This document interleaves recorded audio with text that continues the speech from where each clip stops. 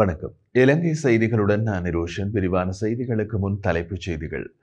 எதிர்வரும் உள்ளூராட்சி மன்ற தேர்தலில் 4,50,000 புதிய வாக்காளர்களுக்கு வாக்களிக்க சந்தர்ப்பம். சாட்சிகளுடன் கூடிய வழக்குகளை உடனடியாக விசாரித்து முடிவுக்கு கொண்டு வருமாறு ஜனாதிபதி உத்தரவு. தெற்காசிய பிராந்தியத்தின் எரிபொருள் மூலியமாக இலங்கையை மாற்றியமைப்பதற்கான பணிகள் ஆரம்பம். சிறைச்சாலைகளில் இருக்க வேண்டியவர்கள் அதனை விடுத்து வைத்தியசாலையில் சுகபோகமாக இருக்க முடியாது என பிரதி அமைச்சர் சுனில் வட்டகல தெரிவிப்பு. தொடர்வது விரிவான செய்திகள். எதிர்வரும் உள்ளூராட்சி மன்ற தேர்தலில் 4,50,000 புதிய வாக்காளர்களுக்கு வாக்களிக்கும் சந்தர்ப்பம் கிடைக்க உள்ளதாக பெப்ரல் அமைப்பின் நிறைவேற்று பணிப்பாளர் ரோஹன ஹெட்டியாராச்சி தெரிவித்துள்ளார். கடந்த 2023 ஆண்டு மார்ச் மாதம் நடைபெறவிருந்த உள்ளூராட்சி மன்ற தேர்தல் ஒத்திவைக்கப்பட்ட போதும் தற்போது எதிர்வரும் ஏப்ரல் மாதத்திற்குள் நடைபெறுவதற்கான ஏற்பாடுகள் செய்யப்பட்டு வருகிறது. 2023 ஆண்டு உள்ளூராட்சி மன்ற தேர்தல்கள் நடைபெற்றிருப்பின் 2022 ஆண்டின் வாக்காளர் பதிவின் பிரகாரம் குறித்த தேர்தல் நடைபெற்றிருக்கும். அதன் அடிப்படையில் 2024 ஆண்டில் புதிதாக வாக்களிக்க தகுதி பெற்று 4,50,000 பேருக்கு வாக்களிப்பதற்கான சந்தர்ப்பம் கிடைக்காமல் போயிருக்கும். அது மாத்திரமின்றி எதிர்வரும் உள்ளூராட்சி மன்றங்களுக்கான தேர்தல்களில் குறைந்தபட்சம் இளம் தலைமுறையினருக்கு 25% சந்தர்ப்பம் வழங்கப்படும் என்று எதிர்பார்க்கப்படுவதாகவும் ரோஹன ஹெட்டியாராச்சி தொடர்ந்தும் குறிப்பிட்டார். இதேவேளை எதிர்வரும் உள்ளூராட்சி மன்றங்களுக்கான தேர்தல்களில் 1,70,40,354 பேர் வாக்களிக்க தகுதி பெற்றுள்ளமை குறிப்பிடத்தக்கது. சாட்சிகளுடன் கூடிய வழக்குகளை உடனடியாக விசாரித்து முடிவுக்கு கொண்டு வருமாறு ஜனாதிபதி அனுருகுமார திசாநாயக்க உத்தரவு பிறப்பித்துள்ளார். ஜனாதிபதி மற்றும் சட்டமா அதிபர் பாரிந்து ரணசிங்க, ஜனாதிபதி வழக்கறிஞர் மற்றும் உயர் சட்ட அதிகாரிகள் ஆகியோருடன் நடைபெற்ற கலந்துரையாடலின் போது இந்த தீர்மானம் எடுக்கப்பட்டுள்ளதாக கூறப்படுகின்றது. சுமார் 2 மணி நேரம் நடைபெற்ற இந்த கலந்துரையாடலின் போது மக்களின் எதிர்பார்ப்புகளை பூர்த்தி செய்ய அவர்களுக்கு அளித்த வாக்குறுதிகளை நிறைவேற்ற அரசாங்கம் உறுதி பூண்டுள்ளது. எனவே குற்றம் செய்யும் எந்த ஒரு நபரின் நிலை என்னவாக இருந்தாலும் சட்டம் அமுல்படுத்தப்பட வேண்டும். வழக்கின் தாமதத்தை பாதிக்கும் நடைமுறைகளை சிக்கல் மற்றும் வழக்கு கோப்புகள் முழுமையடையாததற்கான காரணங்கள் குறித்து சட்டமா அதிபர் திணைக்கள அதிகாரிகள் ஜனாதிபதிக்கு தெளிவுபடுத்தினர். இந்த கலந்துரையாடலில் நீதியமைச்சர் ஹர்ஷன் நாணயக்கார மற்றும் மூத்த அதிகாரிகள் சட்டமா அதிபரோடு கலந்து கொண்டிருந்தமை சுட்டிக்காட்டத்தக்கது. தெற்காசிய பிராந்தியத்தின் எரிபொருள் மூலியமாக இலங்கையை மாற்றியமைப்பதற்கான ஆரம்ப பணிகளை மின்சக்தி மற்றும் எரிசக்தி அமைச்சு தொடங்கியுள்ளதாக இலங்கை பெட்ரோலிய கூட்டுத்தாபனத்தின் தலைவர் ஜனக ராஜகருணா தெரிவித்துள்ளார். அதன் அடிப்படையில் இது தொடர்பான கலந்துரையாடல்கள் கடந்த வாரம் ஐக்கிய அரபு எமிரேட்ஸ், சவுதி அரேபியா, குவைத் மற்றும் கத்தார் ஆகிய நாடுகளோடு தூதுவர்களோடு நடத்தப்பட்டதாகவும் திருகோணமலை எண்ணெய் களஞ்சிய தொகுதியினை மேம்படுத்தல் மற்றும் திருகோணமலையில் புதிய எண்ணெய் சேமிப்பு தொட்டிகளை நிர்மாணித்தல் குறித்து கலந்துரையாடப்பட்டுள்ளதாகவும் அவர் கூறினார். மேலும் தெரிவித்த அவர், இலங்கையின் புவியியல் அமைவிடம் மற்றும் திருகோணமலை துறைமுகத்தின் சாதகங்களை கருத்தில் கொண்டு பெட்ரோலிய பொருட்களை சுத்திகரித்து ஏற்றுமதி செய்வதற்கான பிராந்திய மையமாக இலங்கையை மாற்ற முடியும். இது தொடர்பான தொழில்நுட்ப விடயங்களை கையாளவும் விரிவான கலந்துரையாடல்களுக்காகவும் தொழில்துறை பிரதிநிதிகள் குழுக்கள் மேற்கண்ட நாடுகளில் இருந்து விரைவில் இலங்கைக்கு வருகை தர உள்ளதாகவும் தெரிவிக்கப்பட்டுள்ளது. நீதிமன்ற தீர்ப்புக்கு அமைய சிறைச்சாலையில் இருக்க வேண்டியவர்கள் சிறைச்சாலையில் இருக்க வேண்டும் என பொதுமக்கள் பாதுகாப்பு மற்றும் பாராளுமன்ற அலுவல்கள் பிரதி அமைச்சர் சுனில் வட்டகல தெரிவித்தார். ஊடகவியலான சந்திப்பொன்றின் போது மேற்கண்டவாறு குறிப்பிட்ட அவர், அரசியலமைப்பின்படி அனைவரும் சட்டத்தின் முன் சமமாக மதிக்கப்படுவார்கள் என்றும் எவருக்கும் சிறப்பு சலுகை வழங்கப்பட மாட்டாது என்றும் கூறினார். கடந்த காலங்களில் நீதிமன்றத்திற்கு நடந்து செல்லும் அரசியல்வாதிகள் நீதிமன்ற தீர்ப்பின் பின்னர் வைத்தியசாலைகள் அனுமதிக்கப்படுகின்றனர். நீதிமன்ற தீர்ப்புக்கு அமைய சிறைச்சாலையில் இருக்க வேண்டியவர்கள் சிறையில் இருக்க வேண்டும். அதனை விடுத்து வைத்தியசாலைகளில் சுகபோகமாக இருக்க முடியாது என்றார். சிறை தண்டனை விதிக்கப்பட்ட நபர் அரசியல் அனுசரணையோடு வைத்தியசாலையில் இருப்பதாக குறிப்பிடப்படுகிறது. இந்த நிலையில் ஒரு சில கைதிகள் பல மாத காலமாக வைத்தியசாலையில் இருப்பது தொடர்பிலான முறையான விசாரணைகள் முன்னெடுக்கப்படும் என்றார்.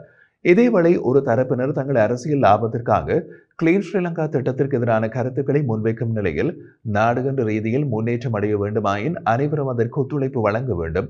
மக்களும் பாராளுமன்றத்தை தூய்மைப்படுத்தி எமக்கு பெரும்பான்மை பலத்தை வழங்கியுள்ளார்கள். ஆகவே மக்கள் வழங்கியுள்ள ஆணைகளுக்கு அமைவாகவே செயற்படுவோம் என்றார்.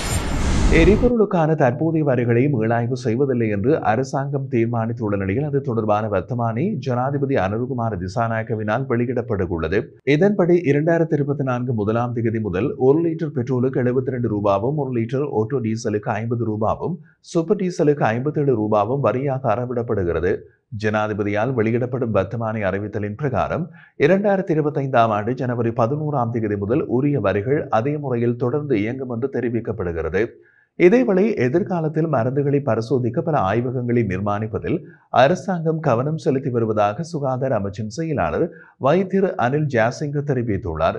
கண்டியில் ஊடகங்களிடம் கருத்து வெளியிட்ட அவர், கருப்பு பட்டியலில் உள்ள ஒரு நிறுவனத்தினால் மருந்துகள் இறக்குமதி செய்யப்படும் குற்றச்சாட்டுகள் குறித்து விசாரணை நடத்த எதிர்பார்க்கின்றோம் என்றார். அரசாங்கம் இப்போது இலங்கையில் 1 அல்லது 2 ஆய்வகங்களை நிறுவுவதில் கவனம் செலுத்திக் உள்ளதென்றும் கூறினார். எதிர்வரும் உள்ளூராட்சி மன்ற தேர்தலில் கூட்டணி தொடர்பாக அவதானம் செலுத்தியுள்ளதாக ஸ்ரீலங்கா பொதுஜன பெரமுனவின் தேசிய அமைப்பாளரும் நாடாளுமன்ற உறுப்பினருமான நாமல் ராஜபக்ச குறிப்பிட்டார். ஸ்ரீலங்கா பொதுஜன பெரமுனவின் காரியாலயத்தில் நடைபெற்ற தொகுதி அமைப்பாளர்களுடனான சந்திப்பின் பின்னர் ஊடகங்களுக்கு கருத்து தெரிவித்த போது அவர் மேற்கண்டவாறு குறிப்பிட்டார். இது தொடர்பாக அவர் மேலும் தெரிவிக்கையில், 2025ஆம் ஆண்டுக்கான வரவு செலவு திட்டம் எதிர்வரும் மார்ச் மாதம் சமர்ப்பிக்கப்பட உள்ள நிலையில் வரிகள் திருத்தம் செய்யப்படுகிறது. பொருளாதார விவகாரத்தில் அரசாங்கம் எவ்வாறான நிலைப்பாட்டை கொண்டுள்ளது என்பதனை அறிய முடியவில்லை. குறிப்பாக மதுபான பொருட்களின் விலைகள் அதிகரிக்கப்பட்டுள்ளதனால் சட்டவிரோத மதுபான உற்பத்திகள் அதிகரிக்கப்படும். அது பாரிய நெருக்கடிகளை ஏற்படுத்தும் என்றார். இதேவேளை பல்வேறு காரணிகளை குறிப்பிட்டு கட்சியினை விட்டு விலகி சென்றவர்கள் இன்று அரசியலில் நெருக்கடிக்கு உள்ளாகியுள்ளதால் அவர்களை மீண்டும் இணைத்துக் கொள்வதற்கு அவதானம் செலுத்திக் கொள்வதோடு உள்ளக மட்டத்தில் பேச்சுவார்த்தைகளிலும் ஈடுபட்டுள்ளோம்.